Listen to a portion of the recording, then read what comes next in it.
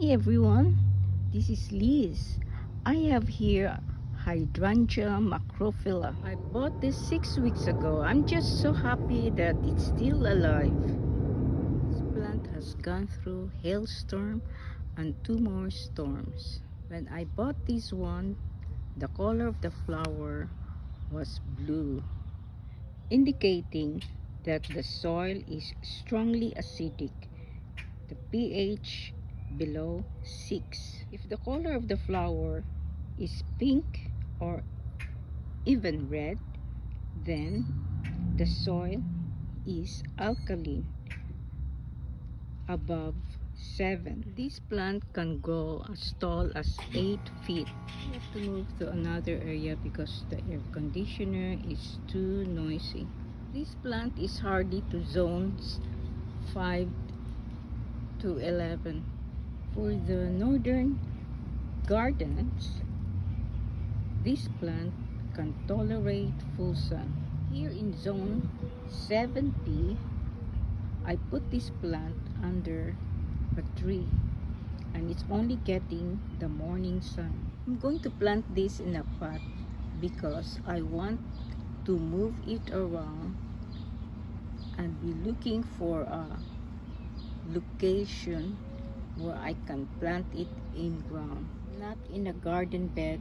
Pot has some holes at the bottom and I put some mulch for good drainage. This is not a sponsored video. I'm using here garden soil and peat moss and also vermiculite and a little triple 13 fertilizer. I'm no longer going to use the triple 13 fertilizer but this acid loving plant food instead, because I want the soil to be acidic and have blue flowers again. That's the fertilizer that I just added. I don't have the noise of the air conditioner. It's the airplane passing by. So the soil level is the same as when I bought it.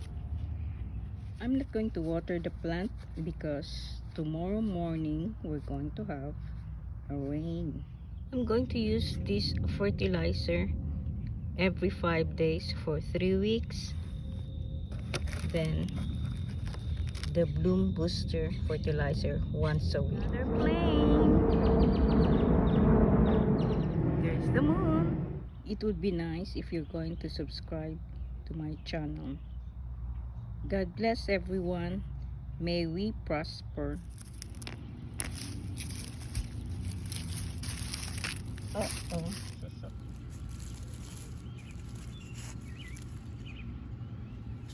Wow. Huge one. I got 15 cloves of garlic out of the 45 I planted last October. I don't know what happened that I plant them shallow, but I remembered I did 2 to 3 inches deep and mulch 2 inches high. By December they were like 10 inches in height, and January is very cold. Most of the leaves started turning yellow. I'm going to cure this in the shade for about a week. The garlic were cured for a week here in a shaded area with good air circulation. I'm just removing the dirt